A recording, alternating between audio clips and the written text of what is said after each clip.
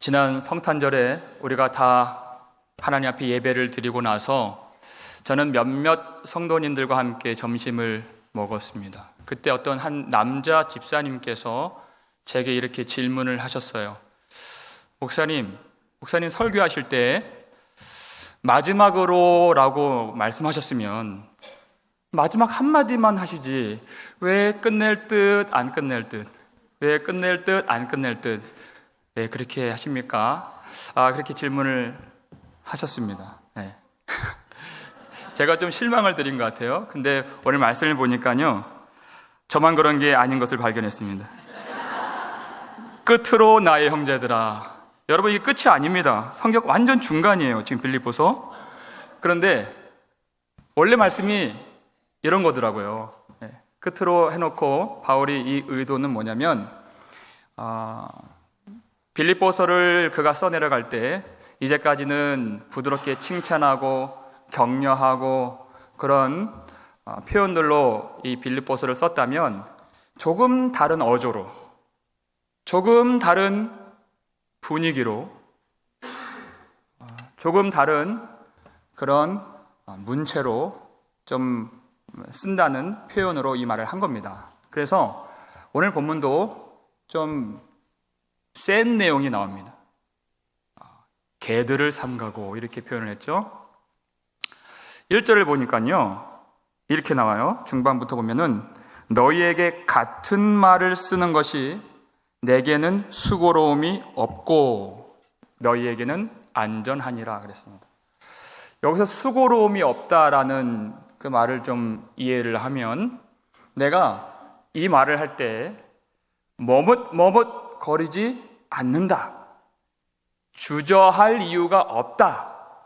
왜 이런 표현을 쓸까요? 이 말을 할 때, 특히 3장 내용은요, 사람들이 들을 때 마음을 좀 불편하게 하는 내용이라는 거예요.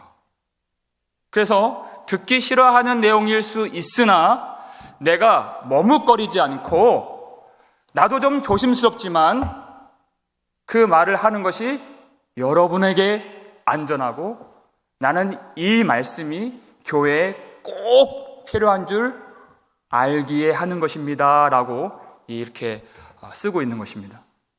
그래서 2절에서 보니까 개들을 삼가고 행악하는 자들을 삼가고 몸을 상해하는 일을 삼가라. 3번이나 삼가라, 주의하라, 경계하라, 이렇게 강한 그런 표현을 썼습니다. 개들이라고 어떤 사람들을 지칭한 거예요. 여러분, 개라고 했을 때 우리가 갖는 인상은 참 좋지 않죠? 성경도 마찬가지입니다. 개들이라는 짐승이 나올 때는 항상 부정한 것을 핥고 삼키는 그런 짐승이 개로 성경에는 등장이 됩니다. 그런데 어떤 사람들을 말하는 것일까요? 사도 바울이 이 빌립보서라는 이 중요한 성경을 써내려갈 때 이것을 한 필에 쓴 것이 아닙니다.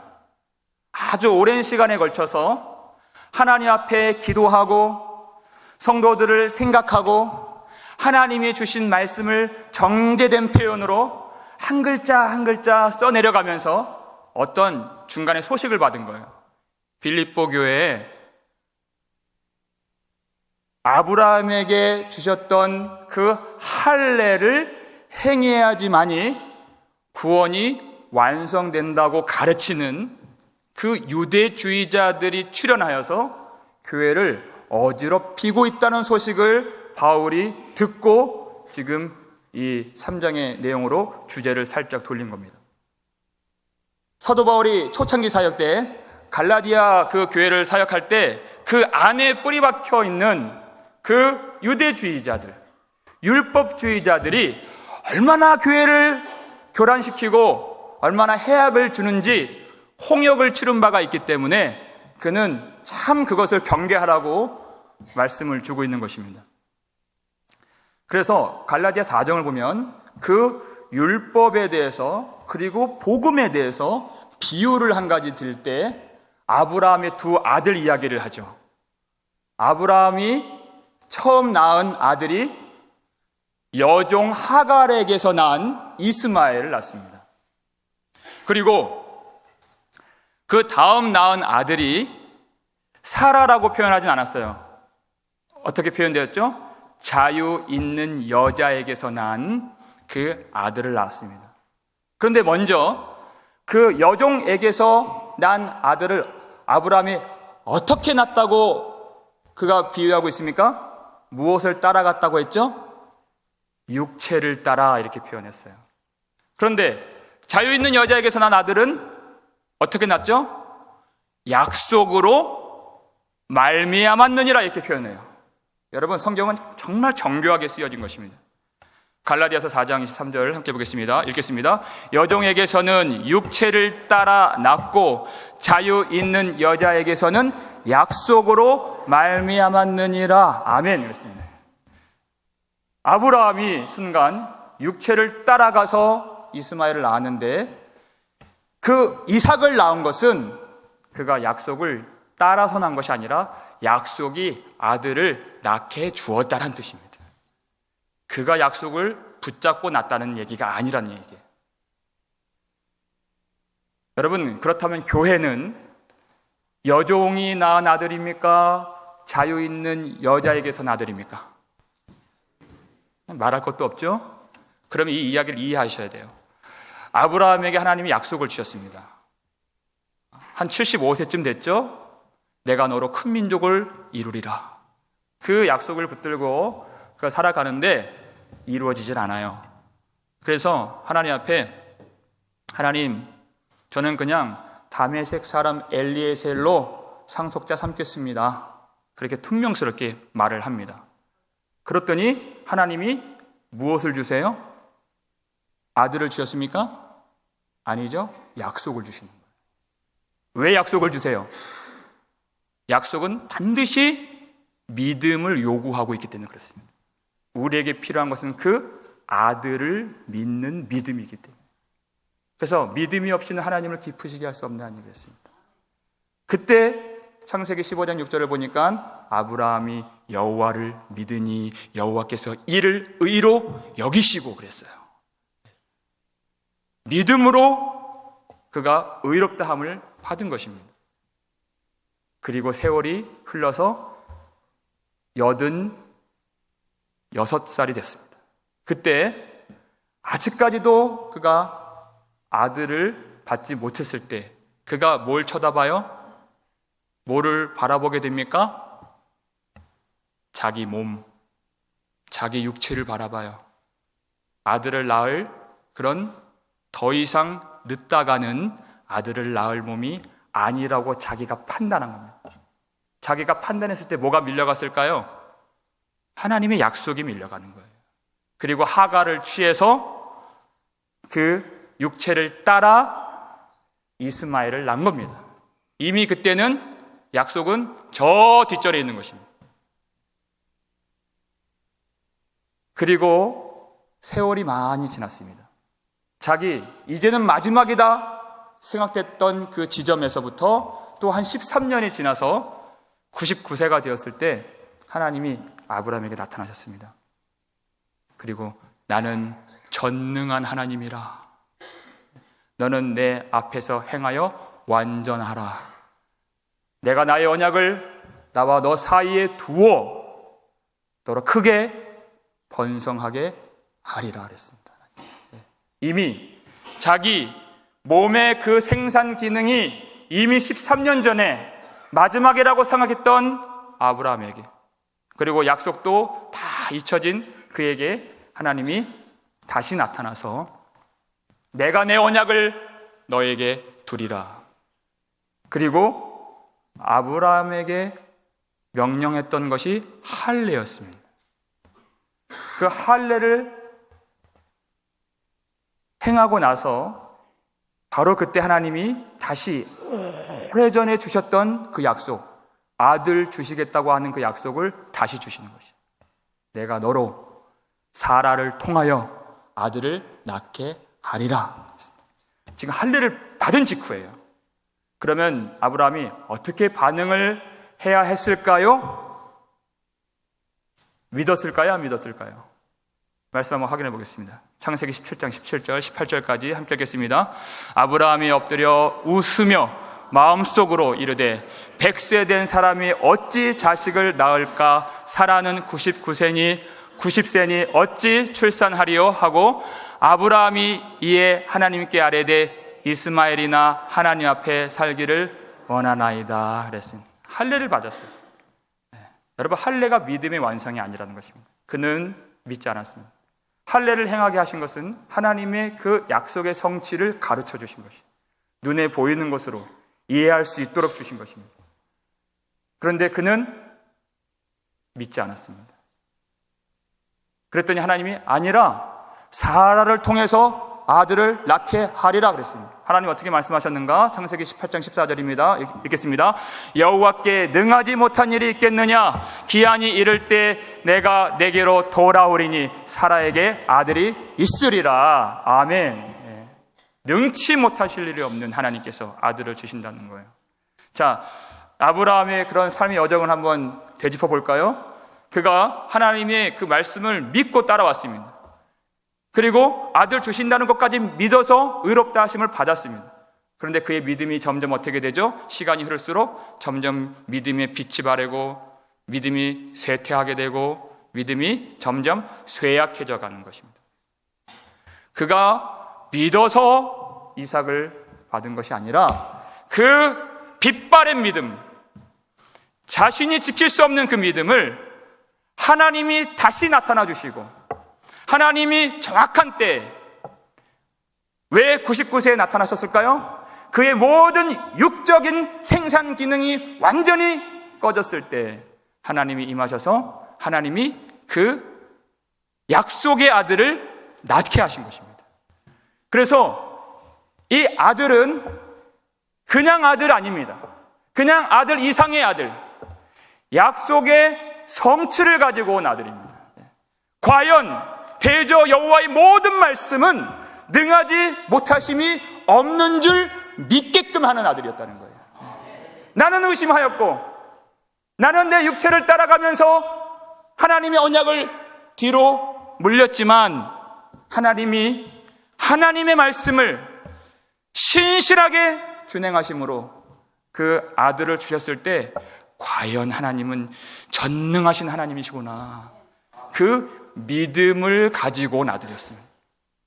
그래서 그 아브라함과 이삭과 야곱의 후손으로 오시는 그 약속의 성취자 되시는 예수 그리스도가 오셔야 우리는 믿을 수 있는 것입니다.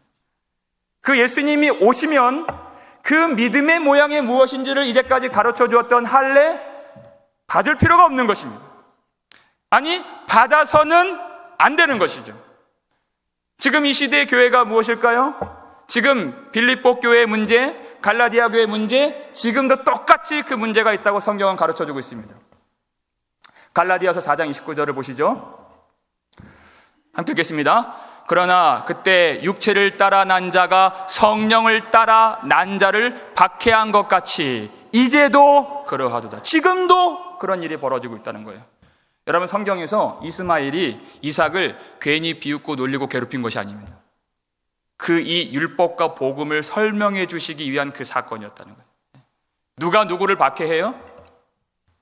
육체를 따라 난 이스마엘이 성령을 따라 난 그 복음의 사람을 박해하는 것입니다. 그래서 아브라함이 어떻게 결론을 내립니까?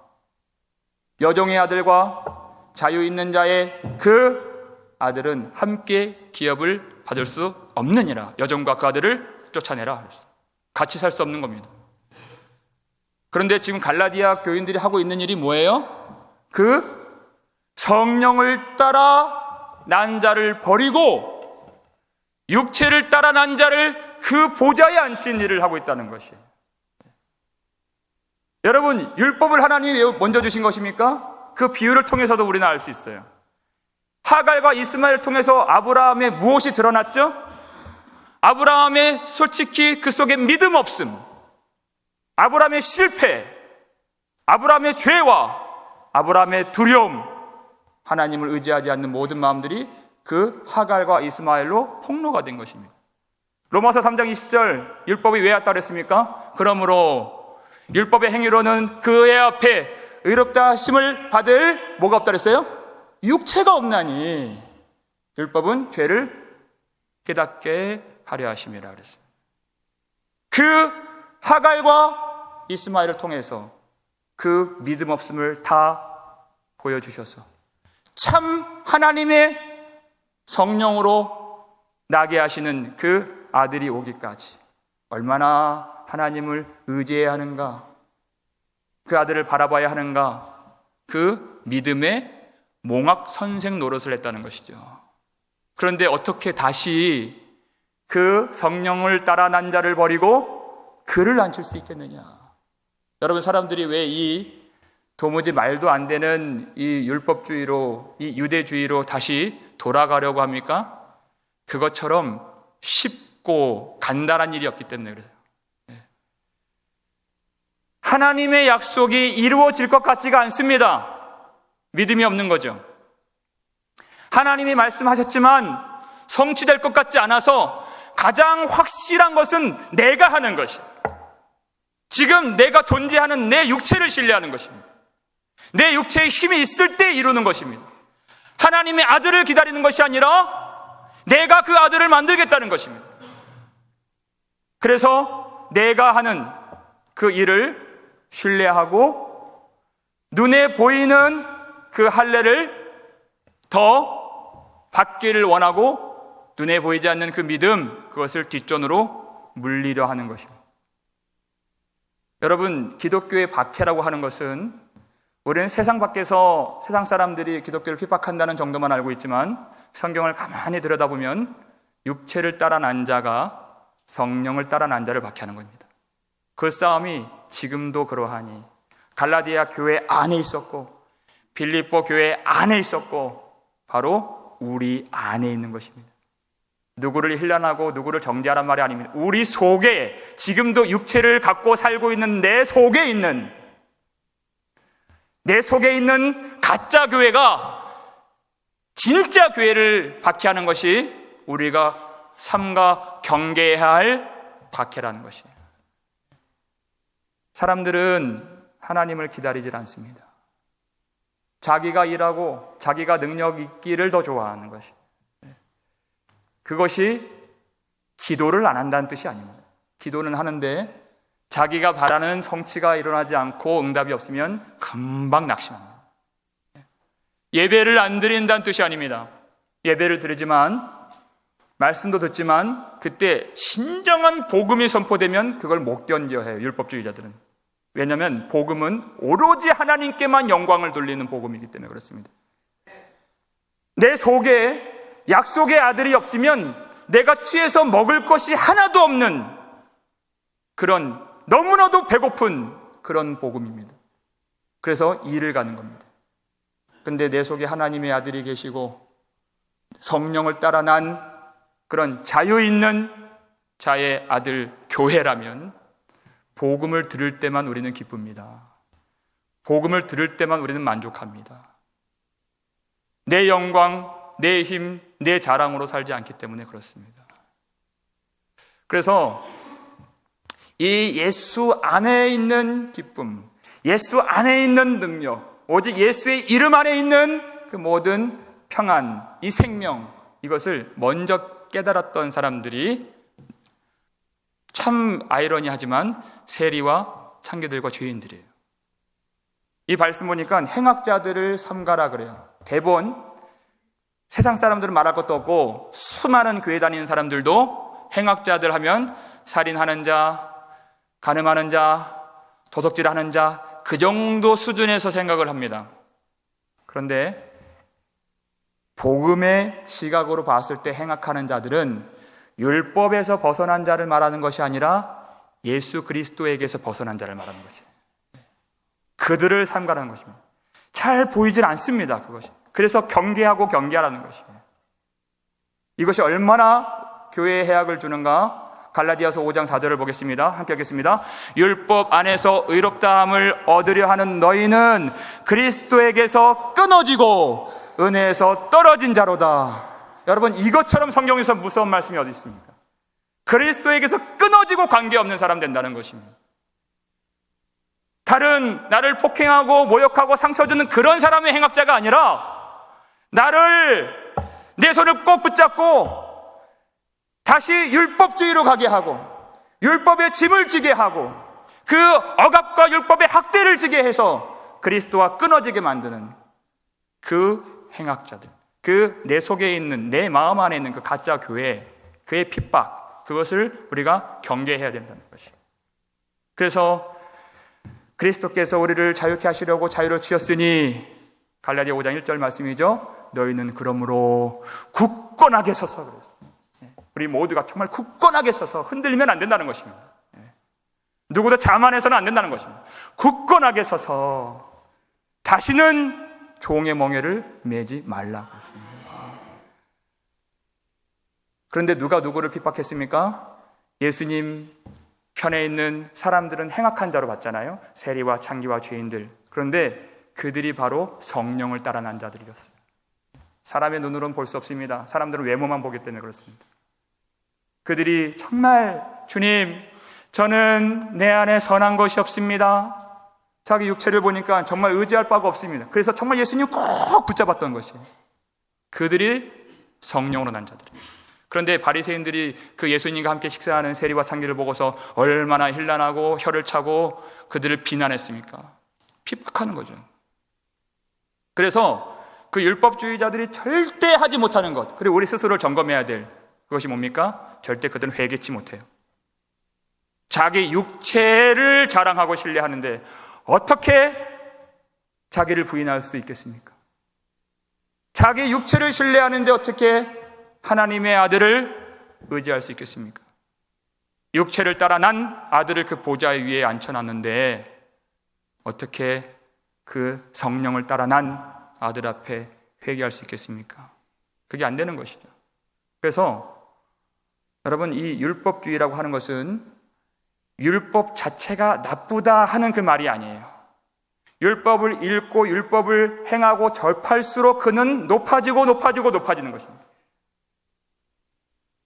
그런데 성령의 사람은 율법을, 말씀을 읽고 하나님이 주신 그 계명을 따라서 살면 살수록 어떻게 돼요? 낮아지고 낮아지고 낮아지게 됩니다. 정말 내 인생에서 예수님이 없으면 안 될 그 인생이 드러나게 되는 것입니다. 이 위험성은 다 우리 가운데 있습니다. 왜냐하면 하나님은 율법 속에 복음을 숨겨놓으셨기 때문에 그래요. 근데 그 율법을 열 때 자기의 의로 읽고 자기의 영광을 구하는 사람들에게는 그 속에 복음이 보이질 않습니다. 그게 높아진 마음 속에는 복음이 들리지 않는다는 말이에요. 그런데 율법을 읽을수록 하나님의 은혜가 아니면 안 될 그런 죄가 드러나고 나의 실패가 드러나고 나의 믿음 없음이 드러날 때 그때 비로소 그 율법 속에 있는 복음의 영광과 보화를 발견하게 됩니다. 그래서 참 우리가 자칫 그냥 넘길 수 있는 별 대수롭지 않은 말씀 같지만 여러분 3절을 한번 다 같이 읽겠습니다. 하나님의 성령으로 봉사하며 그리스도 예수로 자랑하고 육체를 신뢰하지 아니하는 우리가 곧 할례파라 그랬습니다.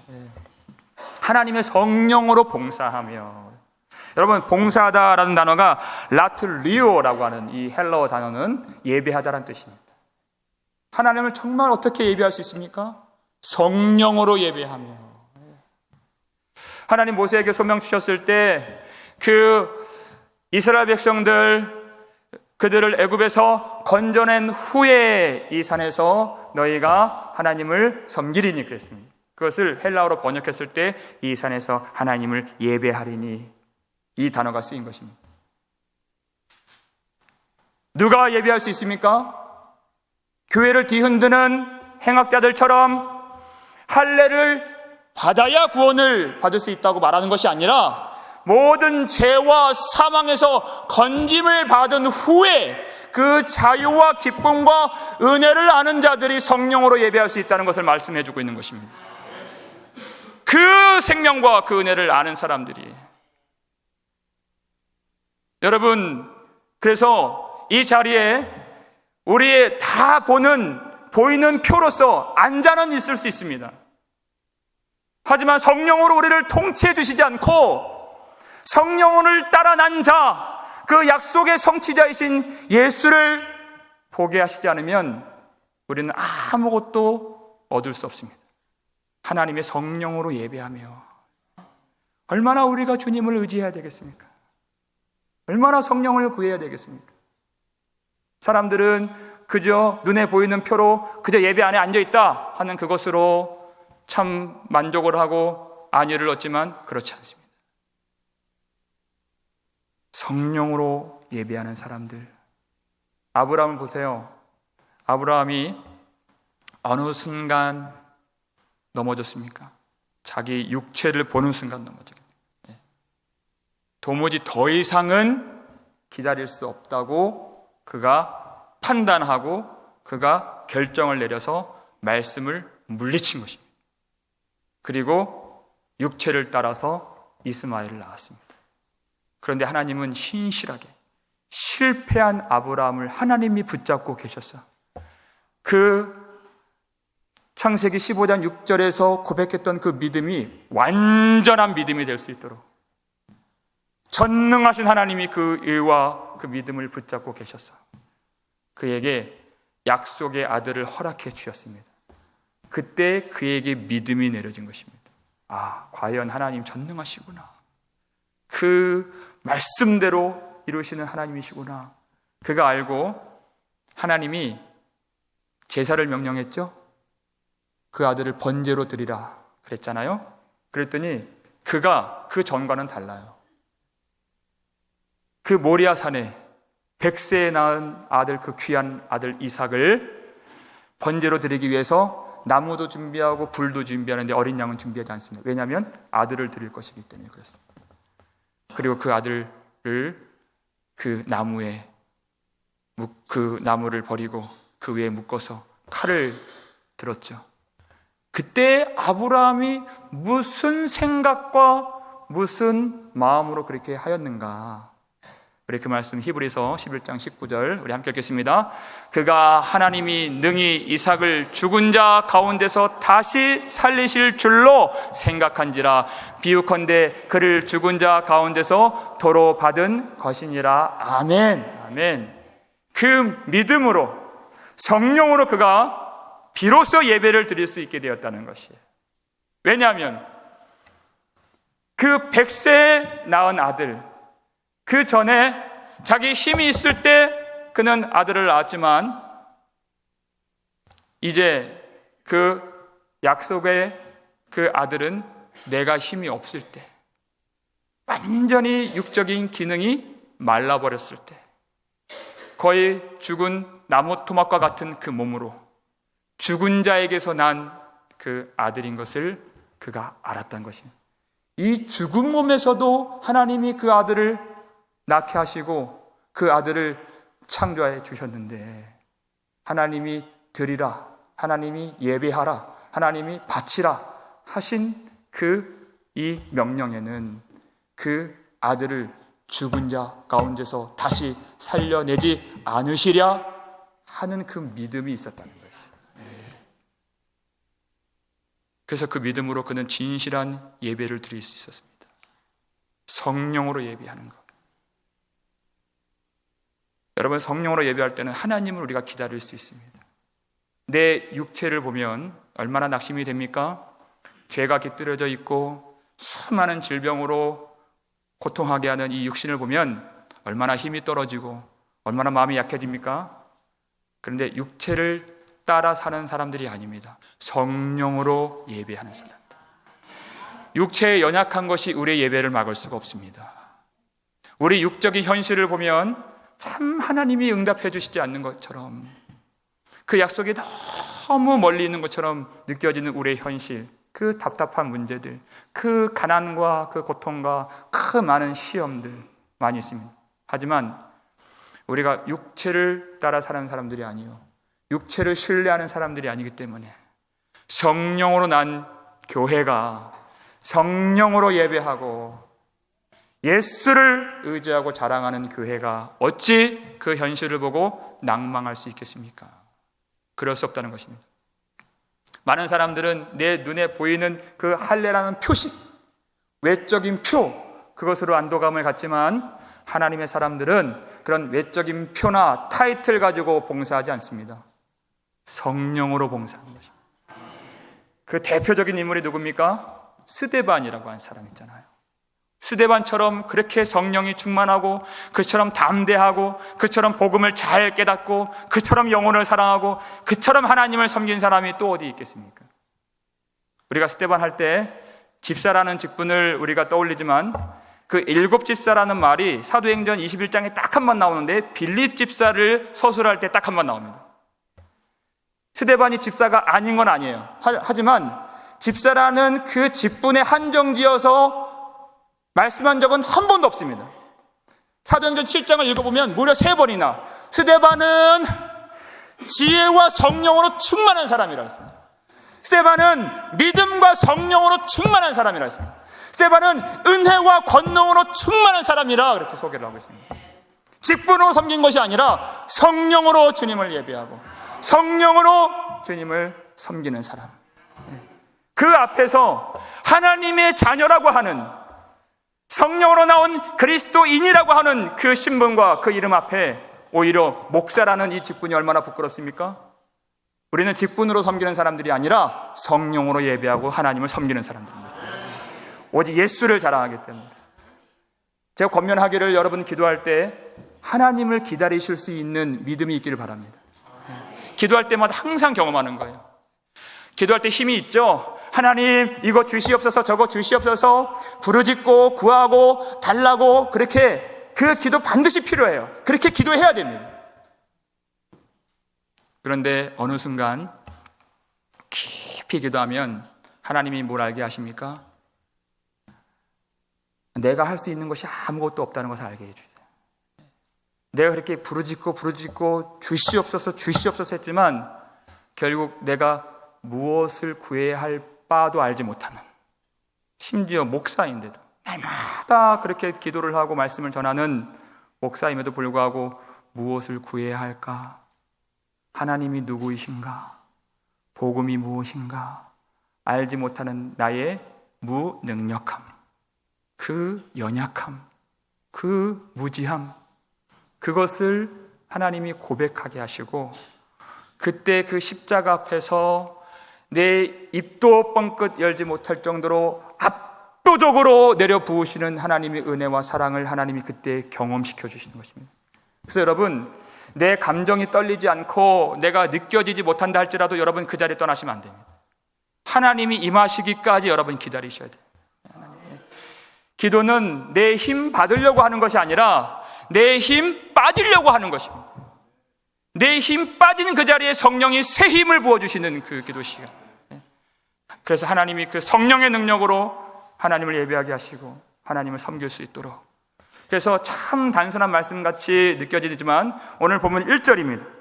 끝으로 나의 형제들아 주 안에서 기뻐하라 그랬어요. 모든 기쁨과 모든 능력과 모든 소망이 우리 주님 안에 있다는 것입니다. 사람들이 왜 율법주의에 빠집니까? 그것은 나를 기뻐하는 것입니다. 내 속에, 내 능력, 내 속에 있는 내 지혜, 내가 할 수 있는 내 육체, 그것을 기뻐하는 것이 인본주의요 율법주의죠. 하지만 성령의 사람들, 참 하나님의 백성들은 그렇지 않습니다. 예수님을 신뢰하기 때문에 내가 연약한 것 때문에 낭망하지 않고 내가 강한 것 때문에 우쭐하지 않습니다. 내 육적인 형편이 좋다고 하여서 떳떳해하지 않고 그것이 없다고 하여서 남들 부러워하지 않습니다. 오직 우리는 육체를 신뢰하지 아니하고 예수 그리스도를 신뢰하기 때문에 그렇습니다. 2019년 돌아볼 때 우리가 아는, 우리가 고백하는 한 가지 그 진리가 무엇입니까? 여러분, 우리가 이제까지 이룬 것이 있습니까? 하나도 없다는 것이에요. 그 모든 일을 다 하나님이 이루셨고 하나님의 모든 은혜였다고 우리는 고백할 수밖에 없습니다. 아브라함처럼 믿음이 실패하고 약속을 물리쳐버린 우리를 하나님이 붙잡아 주셔서 내 평생의 선하심과 인자하심이 반드시 나를 따르리니 하나님이 그 믿음을 만들어 주시고 믿음을 내려주셔서 전능하신 아버지께서 성취하시는 그 교회를 오늘도 우리가 목도하고 있는 것입니다. 전능하신 아버지께서 주신 성령으로 하나님을 예배하고 성령으로 낳은 아들 예수 그리스도를 신뢰하고 우리를 위해 죽으시고 부활하신 주님을 자랑하는 저와 여러분 되시기를 주의 이름으로 축원합니다.